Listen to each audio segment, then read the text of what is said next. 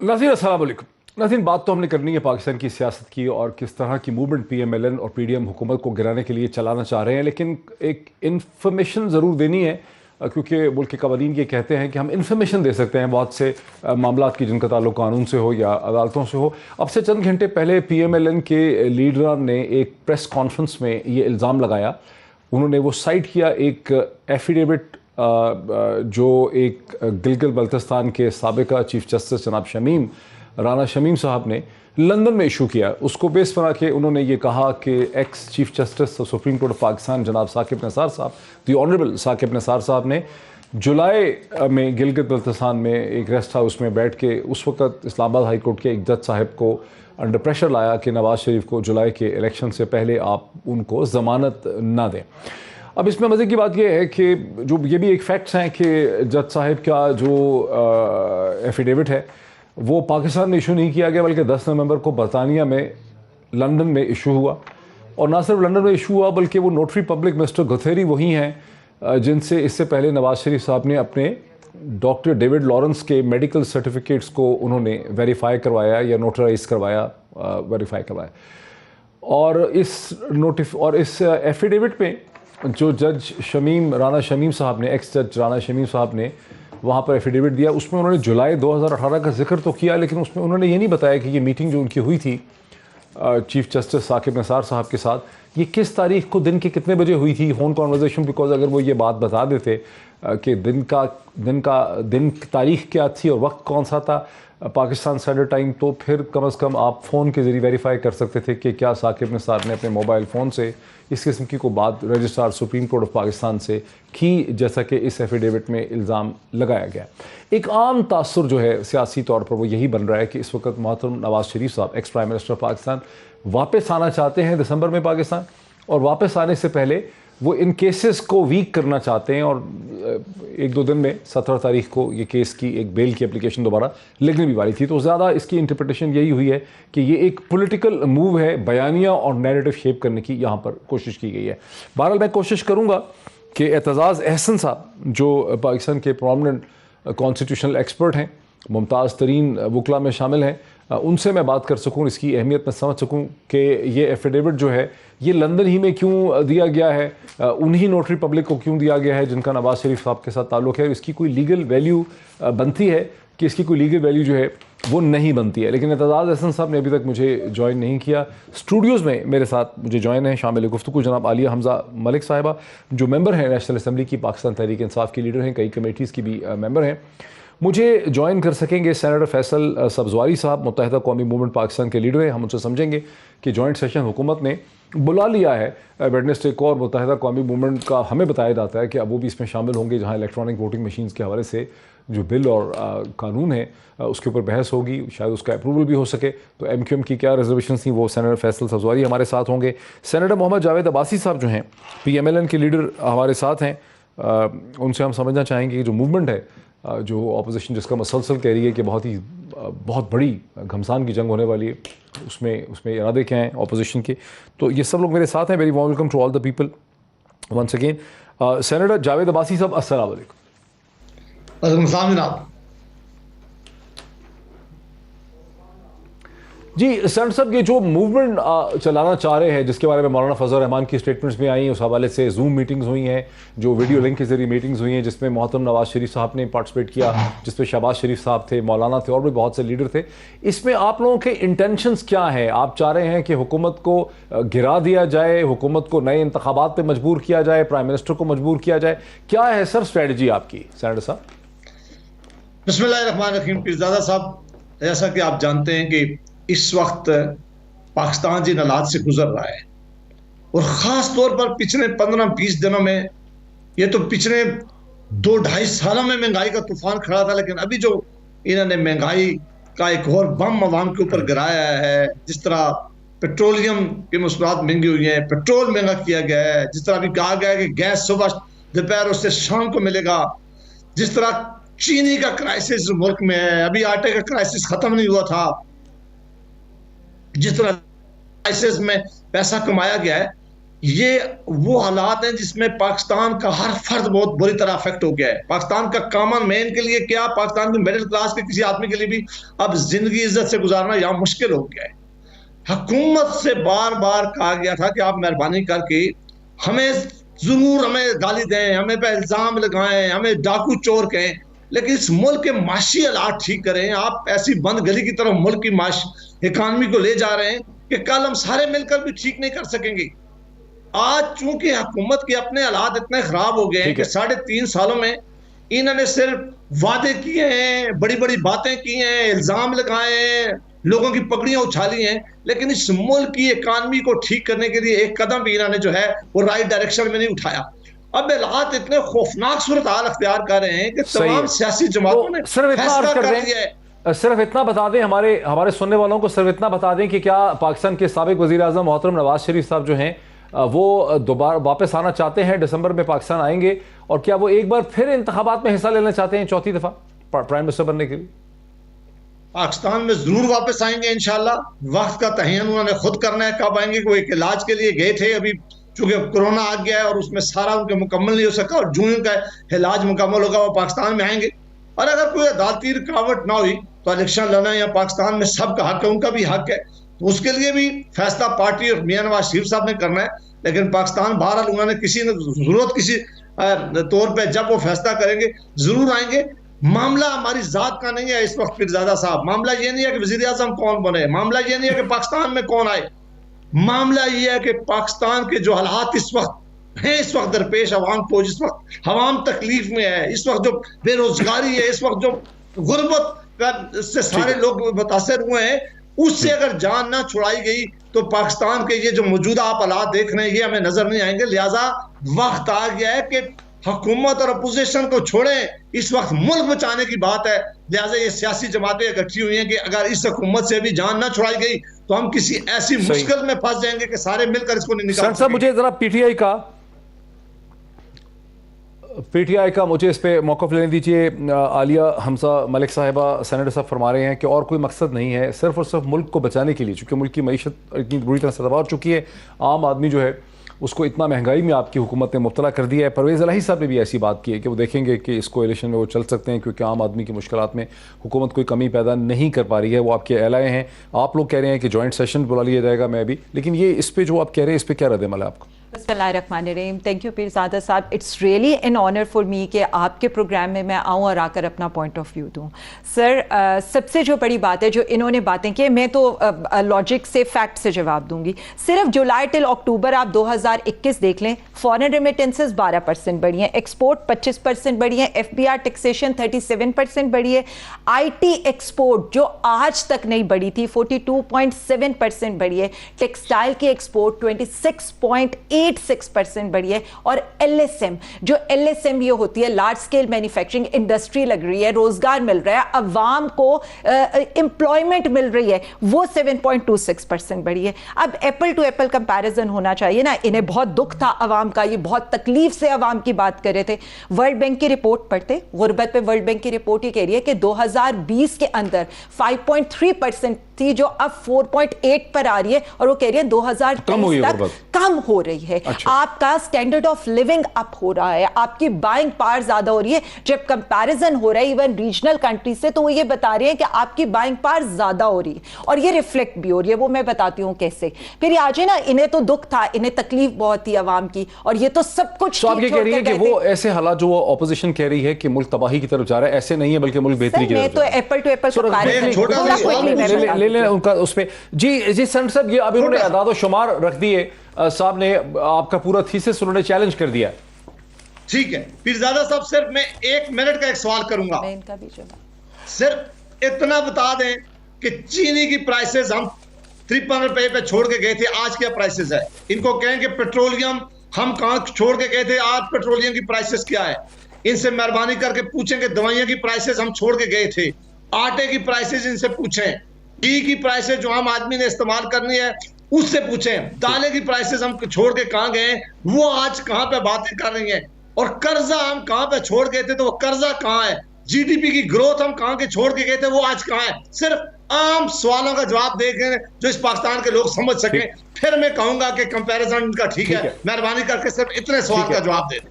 आलिया जी, आलिया साहब। सर आलिया साहब, बड़ी इंटरेस्टिंग सी बात है, $24 पे जब ये पेट्रोल लेते थे उसके साथ ये जो अपना सेल्स टैक्स लेते थे ना, इन्होंने मैक्सिमम 54% सेल्स टैक्स लिया और ऑन एवरेज 30% सेल्स टैक्स लिया।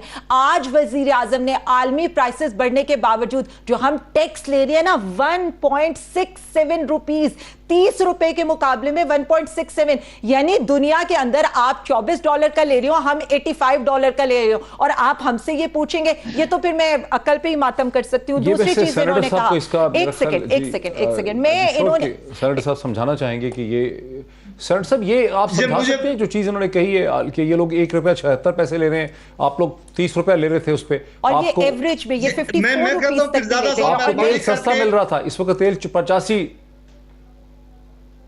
ये सारी मार्केटें देख लें, वर्ल्ड की जो बाकी मार्केट्स हैं, अगर यही मामला है तो इंडिया के प्राइसेस आपसे कंपेयर कर लें, ये कहते हैं बांग्लादेश के प्राइसेस कम कर लें। और चीनी में क्या क्राइसिस हुआ है कि कौन से लोगों ने पैसा कमाया, चीनी में दुनिया में क्या हुआ है, दवाइयों में किसने पैसा कमाया है,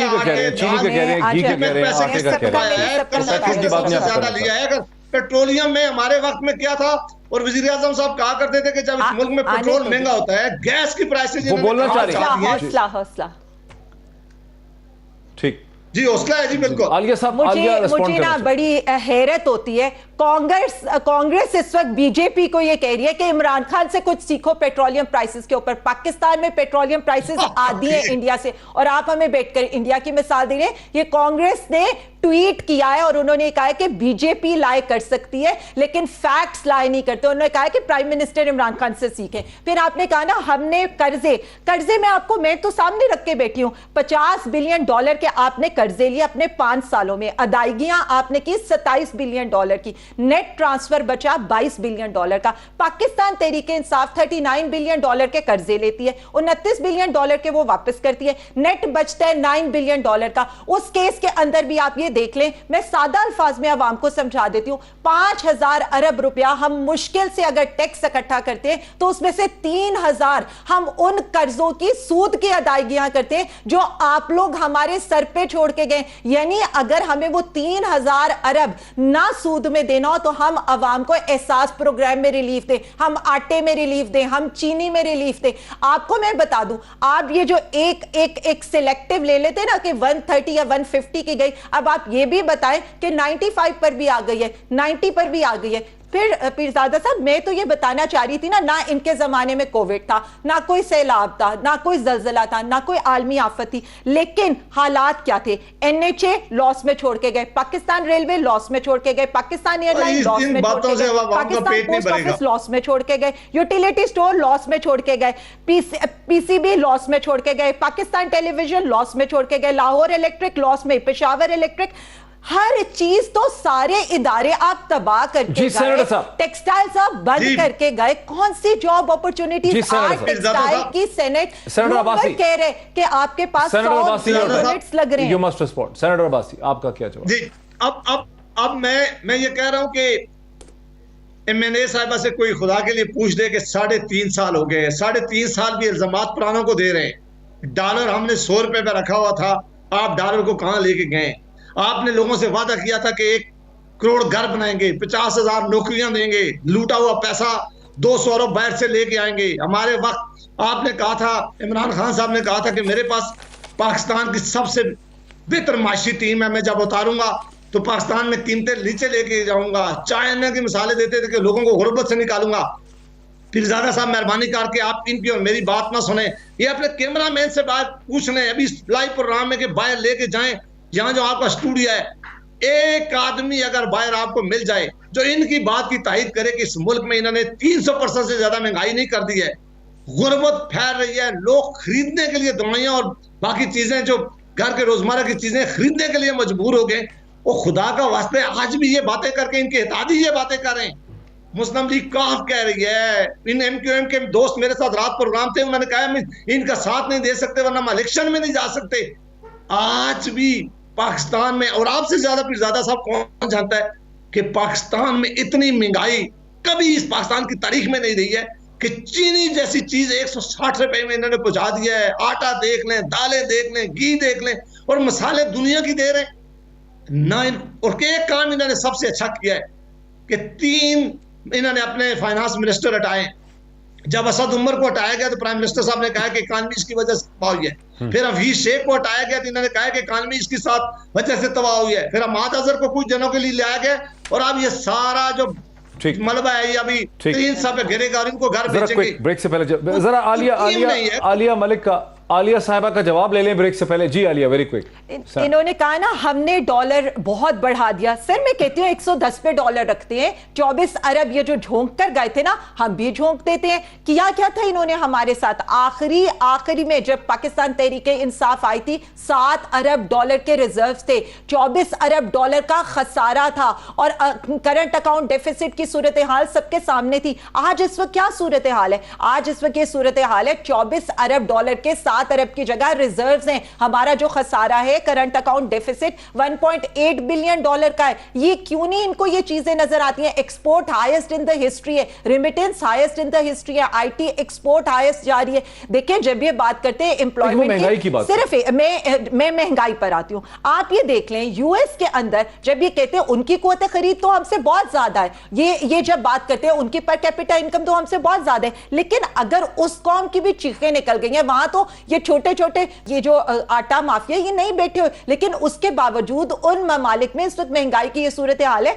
बट वो ये समझ रहे हैं कि ये एक आलमी वबा की तरह है। यूएस में इन्फ्लेशन देख लें, कनाडा में इन्फ्लेशन देख लें, आप रशिया में इन्फ्लेशन देख लें, हाईएस्ट रिकॉर्ड्स टूट गए हैं यूरोप के अंदर। बात सिर्फ ये कि जब हम ये कह रहे होते हैं, एक हमें इनकी ना अहली की कीमत अदा करनी पड़ती है, बिजली के सौदे ये करके जाते हैं। आज हम अगर बिजली की प्राइस बढ़ाते हैं तो ये यानी महंगे सौदे करने वाले हमें गालियां देते हैं और डैम बनाने वाले गालियां। ब्रेक में ले लूं, मेरे साथ रहिए सेनेटर साहब भी, आलिया साहिबा भी। मैं ये भी समझना चाहूंगा ब्रेक के बाद, एक तो हुकूमत ने, मैं आपको बताऊं जैसे कि आप जान चुके होंगे कि एक जॉइंट पार्लियामेंट्री सेशन जो पहले होना था 11 नवंबर को, उसे बुध के दिन यानी एक दिन के बाद, 1.5 दिन के बाद बुला लिया है। और बताया जाता है कि कोalition पार्टीज और एलाइज और इत्तेहादी जो हैं अब उसमें शामिल होंगे और हुकूमत की जो रिफॉर्म्स हैं इलेक्टोरल उसके हवाले से उसको सपोर्ट करेंगे। क्या वाकई ऐसा हो पाएगा? इसकी अहमियत क्या है? इस पर बात करते हैं ब्रेक के बाद। नाज़रीन वेलकम बैक। सबसे पहले मैं चलता हूँ एतजाज़ अहसन साहब की तरफ। बैरिस्टर एतजाज़ अहसन पाकिस्तान के फोरमोस्ट कॉन्स्टिट्यूशनल एक्सपर्ट हैं, ऑथर हैं, नोटेड, इस वक्त मेरे साथ हैं। बैरिस्टर एतजाज़ साहब,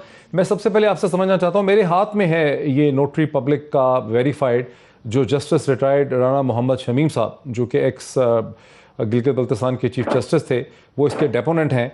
इसमें सर मेरा पहला सवाल जो बहुत अजीब है कि ये डॉक्यूमेंट 10 नवंबर का लंदन में उनको इशू करने की क्या ज़रूरत पड़ी? इसकी क्या कानूनी अहमियत है या सिग्निफिकेंस है? ये तो पिछले 3-3.5 बरस में 2018 को अब हो गए, तो ये पाकिस्तान में किसी भी वक्त ऐसा वो कर सकते थे। लंदन जाके उन्होंने क्यों किया होगा सर? ये क्या वजह इसकी? लंदन में वजह यह है कि मुलाकात ही इनकी लंदन में मियां नवाज शरीफ साहब से जो मुलाकातें हुई हैं वो हुई लंदन में। लंदन में इनको तकरीबन आप समझिए दावत दे के बुलाया गया, और वहाँ ही मियां साहब चाहते होंगे कि ये मैटर जो है बिटवीन जज एंड फॉर्मर जज एंड मियां साहब ये वहीं हो जाए, तय हो जाए। तो ये लगता है मोस्ट प्रोबेबली सिलसिला। इसकी कोई कानूनी अहमियत है लंदन से एफिडेविट इशू करने की? नहीं, इस डॉक्यूमेंट की कोई कानूनी अहमियत है ही नहीं। अच्छा, वो क्यों? इधर से है ही नहीं, पुनः लंदन में हो या यहाँ। एक एफिडेविट है, आप एफिडेविट लिख के और मुझे पकड़ा दें, आपको पकड़ा दें, बाजार में बांट दें, उसकी क्या अहमियत है? एफिडेविट की कोई अहमियत नहीं होती जब तक वो अदालत में पेश न किया जाए। अच्छा, जो टेप थी अरशद मलिक की, वो जब तक इन्होंने अदालत में पेश नहीं की उसकी अहमियत ही कोई नहीं थी। अगर अदालत में पेश करते और अदालत में वो बिल्कुल फोरेंसिक टेस्ट उसका प्रॉपर होता तो फिर उसकी अहमियत होती, वरना तो अहमियत उसकी होनी नहीं। मैंने ये कहा था कि अगर मुस्लिम लीग चाहे तो इस टेप को पेश करके एक दिन में बरी करा सकती है मियां साहब को। अच्छा। और आज उसके बाद मियां साहब जो है वो मुस्लिम लीग के कैदी हैं, क्योंकि मुस्लिम लीग ने वो टेप की किसी अदालत में पेश ही नहीं की, बस हल्ला गुल्ला उसके बारे में मनाते रहे। सारे 8 के 10 लीडर बैठ के मरियम के साथ उन्होंने वो चलाई टेप। बैरिस्टर साहब, आप ये कह रहे हैं कि ये जो मेरे हाथ में नोटरी पब्लिक का है, इसकी कानूनी हैसियत ना बरतानिया में कोई है ना पाकिस्तान में कोई है, और इसकी कानूनी हैसियत उस वक्त होगी जब इसे अदालत में एक्यूज के सामने रखा जाए और वो इसको एक्सप्लेन करे या काउंटर क्वेश्चन, ये कह रहे हैं आप? उसको उस पर जिरा होगी, जिरा के बगैर तो कोई डॉक्यूमेंट एक्सेप्ट ही नहीं हो सकता।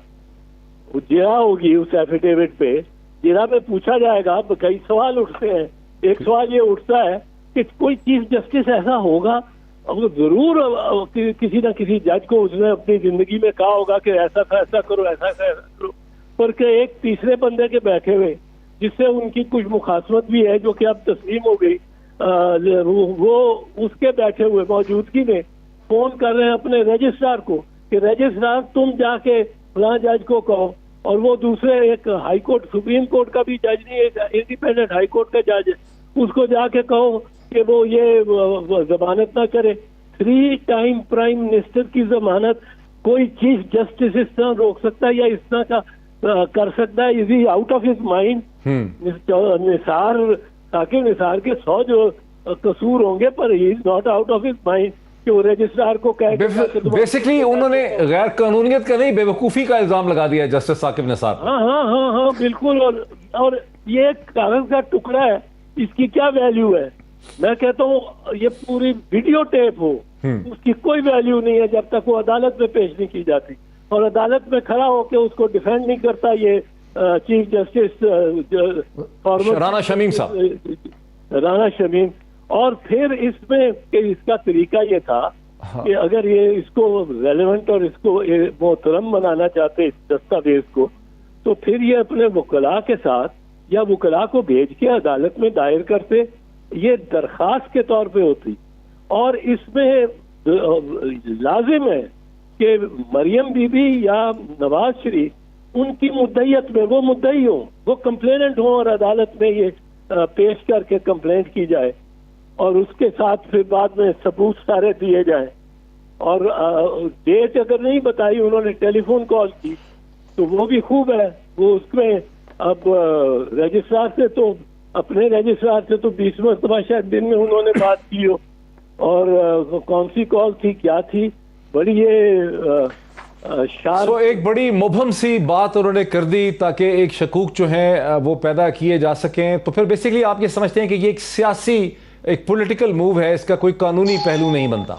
कोई कानूनी पहलू नहीं है अभी तक, इस वक्त तक कोई कानून नहीं, इसका पहलू नहीं, कोई कानूनी पहलू नहीं। शायद खाकान अब्बासी साहब कोई 8-10 प्रेस कॉन्फ्रेंसेस इस पे करेंगे, और दूसरे दीगरान भी इनके जो साथी हैं वो प्रेस कॉन्फ्रेंस और टॉक शोज में लगे रहेंगे कि जी ये देखें जज है, चीफ जस्टिस है जीबी का फुराना, और उसको ये उसके सामने हिदायत दी है, उसने हल्फी बयान दिया है, उसके अगर हल्फी बयान को उस तरह भी ले लें, ठीक है, तो ये हियर से है, ठीक है। ये तो कानूनी बात होगी। लेकिन एहसन बून साहब ने, जो सुप्रीम कोर्ट बार एसोसिएशन के न्यूली इलेक्टेड प्रेसिडेंट हैं, उन्होंने, उनकी खबर लगी है कि वो ये कह रहे हैं कि सुप्रीम कोर्ट को नजरसानी करना चाहिए कि पार्लिमानी लीडर्स को लाइफ टाइम बैन, जैसे कि नवाज शरीफ साहब पे, ये नहीं हो सकता। तो आपको लगता है कि नवाज शरीफ साहब एक बार फिर एक्टिव पॉलिटिक्स में आना चाह रहे हैं? उन्होंने वो अब दोबारा 4थी दफा पाकिस्तान के प्राइम मिनिस्टर बनना चाह रहे हैं?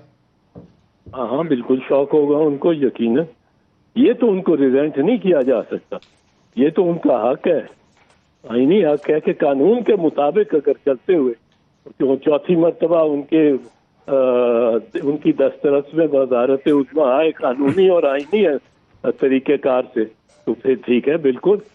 पर ये इस किस्म के डॉक्यूमेंट से तो नहीं कुछ बनेगा, बल्कि वो 4 दिन बाद ये खुद चाहेंगे इसकी बात ही ना हो, जिस तरह वो टेप की अब बात नहीं करते, क्योंकि टेप की बात करते हैं अरशद मलिक की, तो फिर अरशद मलिक की मदीना मुनव्वरा में मुलाकात में हुसैन नवाज भी आ जाती है। अरशद मलिक की बात करते हैं तो sir supreme court bar association की इस पे पोजीशन लेने से फर्क नहीं पड़ेगा? नहीं, फर्क नहीं पड़ेगा, क्योंकि वो तो मैं भी समझता हूँ कि लाइफ टाइम नहीं होना चाहिए, उसमें तो बहुत सारे तब आ रहा है। लाइफ टाइम की सजा किस तरह दे सकती है कोई अदालत? मुझे इख्तियार नहीं होना चाहिए, ठीक है, लाइफ टाइम डिस्क्वालीफाई करें, कोई मियाद होनी चाहिए। ठीक है, 5 साल 10 साल इस तरह से कोई मियाद होनी चाहिए। एतजाज साहब बहुत शुक्रिया हमें ज्वाइन करने का। मैं अगर क्विकली चला जाऊँ ब्रेक से पहले सेनेटर जावेद अब्बासी साहब की तरफ। सर साहब, ये एक मसला है, अब इसको एक ऐसा इशू है जो खड़ा हो गया हमारे सामने कि पहले तो यही बिलीव था कि अब मोहतरम नवाज शरीफ साहब दोबारा पॉलिटिक्स में नहीं आना चाहते, लेकिन जो एहसन बून साहब की तरफ से खबर लगी है सुप्रीम कोर्ट बार एसोसिएशन के नए प्रेसिडेंट की तरफ से, और मुसलसल ये चहमगोइयाँ हमारे कानों में पहुँच रही हैं कि गालिबन इस किस्म का डिसरे और कन्फ्यूजन है PMLN के रैंक एंड फाइल में कि अपोजिशन मुत्तहद करने के लिए ज़रूरी है कि दोबारा नवाज शरीफ साहब जो हैं वो आ सकें मैदान में और अपने आप को इस रेस में शामिल हो सकें, ताकि जो एक डिसयूनिटी है, जो एक कन्फ्यूजन है, जो कयास है, वो ख़त्म हो। तो आप हमें कुछ थोड़ा सा बता सकेंगे कि दोबारा नवाज शरीफ साहब अब आना चाह रहे हैं सियासत में, एक्टिव पॉलिटिक्स में? एक तो मुझे चौधरी एतजाज खान साहब का बड़ा एहतराम है, बहुत सीनियर वकील भी हैं, बहुत मंजे हुए पॉलिटिशियन भी हैं। सिर्फ इतनी आज है कि ये मुस्लिम लीग नून ने एफिडेविट जारी नहीं किया। अगर हम जारी करते या हमारे पास होता तो बिल्कुल उन्होंने ठीक कहा कि हम इसे लेके जाते और फिर किसी वकील के जरिए इस अदालत में पेश करते। हमें भी आज सुबह जब ये मीडिया में खबर आई है तो पता चला है तो ये एफिडेविट जो है वो मीडिया को मिला है, पहले उन्होंने एक स्टोरी दी है, उसके बाद हमारे तक दस्तरस इसकी पहुंची है। और फिर आज मैं मीडिया में सुन रहा था कि राणा साहब जो चीफ जज रहे हैं और उन्होंने कहा है कि मैं अपनी बात पे खड़ा हूं और किसी अदालत में बुलाया तो मैं अदालत के सामने पेश होऊंगा। और इस्लामाबाद हाई कोर्ट ने शायद कोई सो मोटो एक्शन भी लिया है, सुबह उनको बुलाया गया है। अब दूध का दूध और पानी का पानी हो जाएगा कि वो सच्चाई अपनी खुद बताएंगे, वो खुद।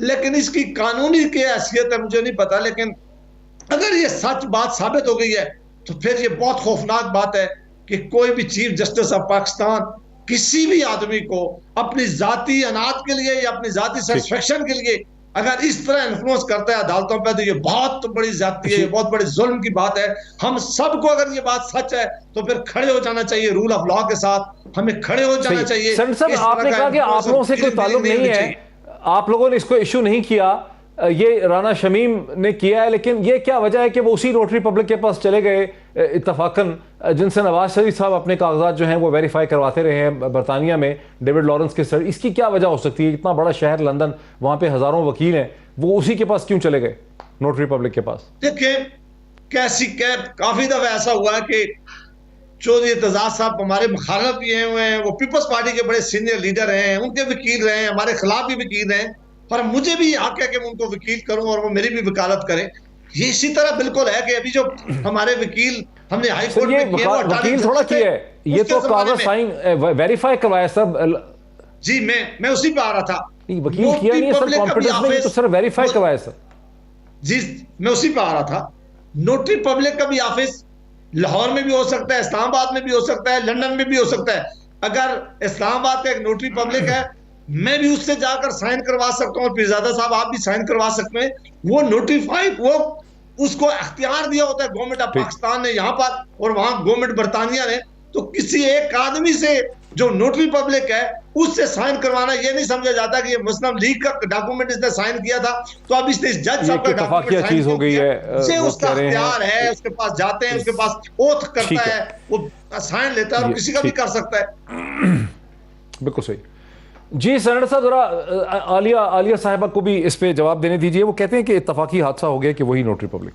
जी मैं तो बड़ी चीज़ें, बड़ी इत्तफाक इन्हीं के साथ सर इत्तफाक होते हैं सारे। इनका बयान हल्फी 10 नवंबर को लंदन में रिकॉर्ड हुआ, और सिर्फ आपके मैं ऐड कर दूं, सिर्फ ये नोटरी पब्लिक से सिर्फ मेडिकल नहीं नवाज शरीफ का हुआ, नैब कोर्ट आपको याद है अरशद मलिक साहब की लीक वीडियोस का जो फ्रेंसिक है वो भी नोटरी पब्लिक से होकर आया था। यानी ये जी इसी नोटरी पब्लिक से ये तीनों कोइंसिडेंसेस इकट्ठे हो गए। रीजन क्या है? ये इनका तरीका वारदात है। कभी ये जजेस पर जिंदगी तंग करते हैं, कभी ये जजेस को ब्रीफ केस देते हैं, कभी ये जजेस को फोन के ऊपर उनको इंस्ट्रक्शंस देकर सजा में इजाफा करवाते हैं, और कभी ये सुप्रीम कोर्ट पर हमला करते हैं। ये हम कहते हैं ना, ये वकील नहीं करते, ये जज करते हैं। जहां जज खरीदे ना जाए वहां जज को जज अरशद मलिक की तरह या तो उनको ब्लैकमेल किया जाता है, कभी मदीना मुनव्वरा 27 रमजान को बुलाकर, कभी जाती उम्रा नवाज शरीफ बीमारी के लिए जो इलाज कराने के बहाने जाते हैं ना, वहां पर उनको ब्लैकमेल किया जाता है। अब बात सारी है कि जस्टिस आमिर फारूक का नाम क्यों लिया गया,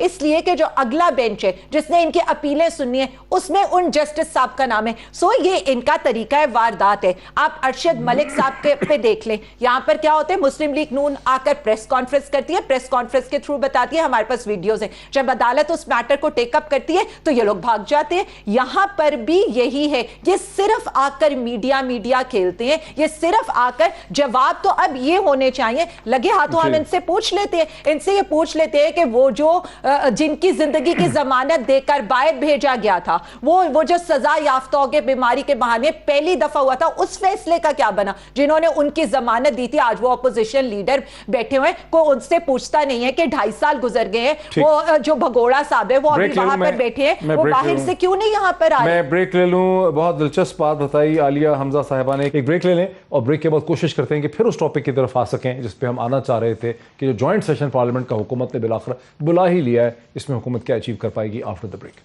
नाज़रीन वेलकम बैक। सीधा मैं चलता हूँ सेनेटर जावेद अब्बासी साहब की तरफ। जावेद अब्बासी साहब, ये जो एफिडेविट इशू हुआ है राना मोहम्मद शमीम का, जिसको आपकी पार्टी पे जिस पे प्रेस कॉन्फ्रेंस आज की है, इसकी अहमियत जो है वो बड़ी कमज़ोर हो जाती है सर। ये तो बिल्कुल इसकी तो कमज़ोर नहीं, ख़त्म ही हो जाती है तकरीबन इस स्टेटमेंट के बाद। ये तो पॉलिटिकल अब लग रहा है खुल्लम खुल्ला, और आपने इस पर प्रेस कॉन्फ्रेंस कर दी देखे बगैर। इसकी क्या वजह हो सकती है? दो बड़े ही अहम PMLN के लीडरान ने। देखें, एक तो ये इनकी इंफॉर्मेशन है और PTI की कोई भी इंफॉर्मेशन हो सकती है। बात असल में ये नहीं है कि मैं फिर अपनी बात दोहरा रहा हूं कि अच्छा, ये हमने नहीं पेश किया एफिडेविट, ये हमारा ये इंफॉर्मेशन इनकी, ये तो भी अखबार की स्टोरी दिखा रही कि हमारा केस कमजोर हो जाएगा।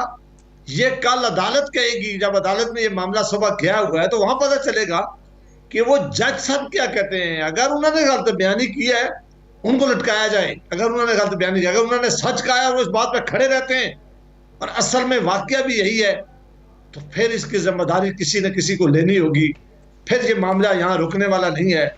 अगर मुल्क का सबसे बड़ी अदालत का सबसे बड़ा जज ये बात मेक श्योर करता है कि किसको मैंने सजा दिलवानी है और किस तरह दिलवानी है और किस तरह उसको मैनेज करेगा, अगर ऐसा काम नहीं सर, लेकिन फैक्ट्स ही गलत हो गए। आप नहीं समझते, लेकिन सेनेटर साहब फैक्ट्स ही गलत साबित हो रहे हैं जी। लेकिन सेनेटर साहब ये तो फैक्ट्स ही गलत साबित हो गए, वो तो बेंच ही और था। अगर ये फैक्चुअल अगर ये गलत हुआ तो ये वो साहब जज साहब ने देना है, ये जवाब मुस्लिम लीग नून नहीं देगी। ये हमारा एफिडेविट नहीं है, ये हमने नहीं साइन करवाया हुआ, ये हमने अदालत में पेश नहीं किया, ये हमारा इससे कोई तल्लुक नहीं है। ये एक जज साहब कह रहे हैं कि मैं अपनी मरती हुई बीवी से वादा किया था कि मैं सच्चाई को उनके सामने लेके आऊंगा, मैं अपनी बात पे खड़ा हूं। आप जैसे सीनियर जनरल अच्छा चले सेनेटर साहब देखते हैं, अगर ये काम हो रहा है तो मैं आपको रोकूंगा, इसलिए सेनेटर साहब आपका मौक़िफ़ भी आ गया, आपका मौक़िफ़ भी आ गया। मैं उस इशू की तरफ आना चाह रहा हूं जहां हुकूमत ने जॉइंट पार्लियामेंट्री सेशन को बिलाखिर बुलाने का फैसला कर लिया। डॉक्टर फहमीदा मिर्ज़ा साहिबा जो ग्रैंड डेमोक्रेटिक अलायंस की लीडर है वो भी हमारे साथ हैं। फहमीदा मिर्ज़ा साहिबा अस्सलाम वालेकुम। वालेकुम सलाम जी। अब से चंद घंटे पहले जब अदालत के हवाले से बात कर रहे थे इंफॉर्मेशन मिनिस्टर फवाद चौधरी साहब, तो उन्होंने वहां पर अपडेट किया कौम को और मीडिया को। वो टुकड़ा मैं आपको सुनाता हूं, उसको सुन के फिर उसके बाद बात करते हैं। सुनाइए जी हमें क्या कहा फवाद चौधरी साहब। तमाम इत्तेहादियों ने वज़ीर आज़म इमरान खान की क़यादत के ऊपर और पाकिस्तान तहरीक इंसाफ के ऊपर मुकम्मल एतमाद का इजहार किया है। लिहाजा अब फैसला आज ये मुश्तरका फ़ैसला हुआ है आज के इजलास में कि पार्लियामेंट का जो मुश्तरका इजलास है वो बुध के दिन 2 बजे दोपहर जो है वो तलब किया जाएगा और इंशाअल्लाह ताला ये जो सारा इलेक्टोरल रिफॉर्म्स के बिल हैं ये वहाँ पे जाएंगे और तमाम इत्तेहादी इनके पीछे खड़े। जी अभी आपने सुना डॉक्टर फहमीदा मिर्ज़ा साहिबा और हमारे नाज़रीन ने भी सुना। डॉक्टर फहमीदा मिर्ज़ा साहिबा, ये जो अब उन्होंने आपके ज़ाहिर तहफ़्फ़ुज़ात थे, आपकी पार्टी के भी थे, PMLQ के भी थे, MQM के भी थे, वो तहफ़्फ़ुज़ात अब दूर हो गए हैं। जॉइंट पार्लियामेंट्री सेशन में इलेक्टोरल रिफॉर्म को आप सपोर्ट करेंगे? एक तो मैं ये बता दूं कि ये वो बिल है जो नेशनल असेंबली ने पहले पास किया है। ठीक है। तो हम सब उस पे ऑलरेडी पहले वोट दे चुके हैं। अच्छा, तो अब अगर ये तो सेनेट से पास नहीं हुआ और इसको दोबारा प्लेस अब जॉइंट सेशन में जा रहा है, तो उसके लिए कि ये तो बिल्कुल यूं कहना कि नहीं पहले तो हमने कर दिया था, तो क्या बगैर पढ़े किया था और अब हम नहीं करें, तो वो मुझे है थोड़ा सा कि हमारे तहफ़्फ़ुज़ात इस ईवीएम पे एक कंसेंसस था, लेकिन जब उन्होंने सिर्फ जब डिले हमें कुछ दिन पहले उसके ऊपर वो दिखाया और वो मशीन सामने लाए और वो लाए, तो उसके बाद यकीनन के जो कुछ सवालात थे जिसको एड्रेस करना बहुत ज़रूरी था, और इसी वजह से सबने अपने अपने उस पर रिजर्वेशन शो की कि इसकी वर्किंग पे कि वो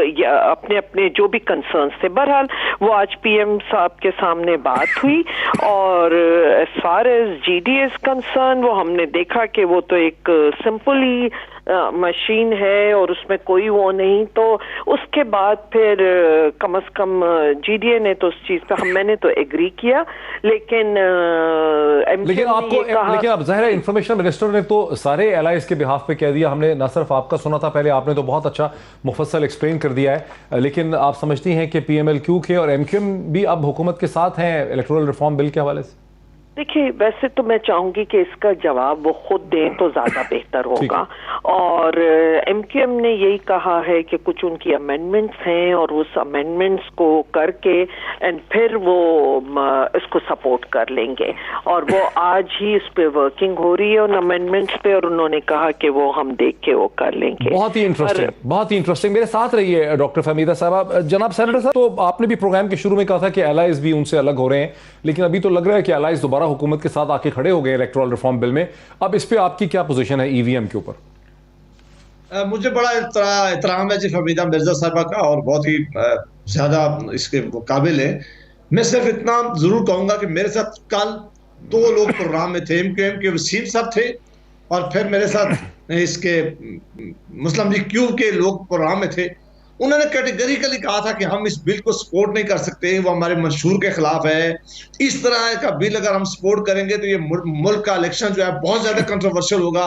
उन्होंने ये बात भी अपने प्रोग्राम में कही थी कि जब इलेक्शन कमीशन ऑफ पाकिस्तान, जिस अदारे ने फ्री एंड फेयर इलेक्शन करवाने, अगर वो इस बिल को पास नहीं करता, वो इसकी मुखालफत कर रहा है, तो हम किस तरह इसको पास कर सकते हैं। तो कल जो उन्होंने पोजीशन ली थी मीडिया में, वो बड़ी क्लियर थी। उन्होंने कहा कि हम किसी तौर पर भी इसका साथ नहीं देंगे। अगर ये हम साथ लेकिन वो कह रही है कि मशीन हमने देखी भी ज्यादती होगी और अदारों के साथ भी। जी डॉक्टर फहमीदा मिर्जा साहब, योर क्विक रिस्पॉन्स। जी नहीं, मुझे भी इज्जत है इनके लिए, लेकिन ये बात कर रहे हैं कल की। ये बताया कि प्रोग्राम में थे, मैंने बताया कि वो कल तक, आज जो बात कम से कम मैं अपनी बात कर सकती हूँ। दूसरा, ये बड़ी अजीब सी बात है कि ट्रांसपेरेंट इलेक्शन बिल्कुल उनको कराना है, लॉ तो हमने बनाना है, लेजिस्लेशन तो हमने करनी है। हम कैसे वो अपना जो हमारा राइट है हम किसी और को कैसे दे सकते हैं? एक बात। दूसरी चीज ये कि ये मैंने बताया आपको कि ये देखें एक जो तरीकेकार है कि जॉइंट सेशन में ये क्यों आया है। इसलिए आता है कोई बिल कि अगर एक हाउस ने पास कर दिया और दूसरे हाउस ने पास ना किया हो, तो नेशनल असेंबली ने जब पास किया और हम सब उसका हिस्सा थे, तो तब क्या सोच थी। तो आज फिर क्या, मैंने आपको बताया कि तब हमने सबने सारे अलाइड पार्टीज ने सपोर्ट किया था, कैबिनेट में भी हम इस बात है। लेकिन जब मशीन सामने आई और वो जब देखा तो उस पर जरूर एक सवाल उठे, और कुछ ने अपने उसी वक्त पे कुछ ब्रीफिंग हुई। अब क्योंकि जो मेरी समझ आया तो मुझे तो वो बड़ी सिंपल सी चीज लगी, एक like a calculator which will, जो बैटरी ऑपरेटेड होगा और उसमें कोई ऐसा वाईफाई के इंटरनेट मेरे नहीं आता हल्के में और वो नहीं होता। देखिए, अगर दूसरी चीज है, मेरा तो अपोजिशन से गिला ये है कि अगर आपके जो तहफ़्फ़ुज़ात थे तो आप उसमें आते और उसको डिस्कस करते। डॉक्टर साहब, वक्त ही खत्म हो गया मेरा। बहुत ही इंटरेस्टिंग आप बातें कर रही हैं, बहुत मुफस्सिल कर रही हैं, वक्त मेरा खत्म हो गया। डॉक्टर फहमीदा मिर्जा साहिबा का, सेनेटर जावेद अब्बासी साहब का, आलिया हमजा मलिक साहिबा का, इसी तरह से एतजाज़ एहसन जिन्होंने इस प्रोग्राम में पार्टिसिपेट किया, इन सबका बहुत शुक्रिया। ये सारी बहस आपने देखी नाज़रीन, फैसला आपका। हमेशा की तरह फिर आपसे मुलाकात होती है, बहुत शुक्रिया।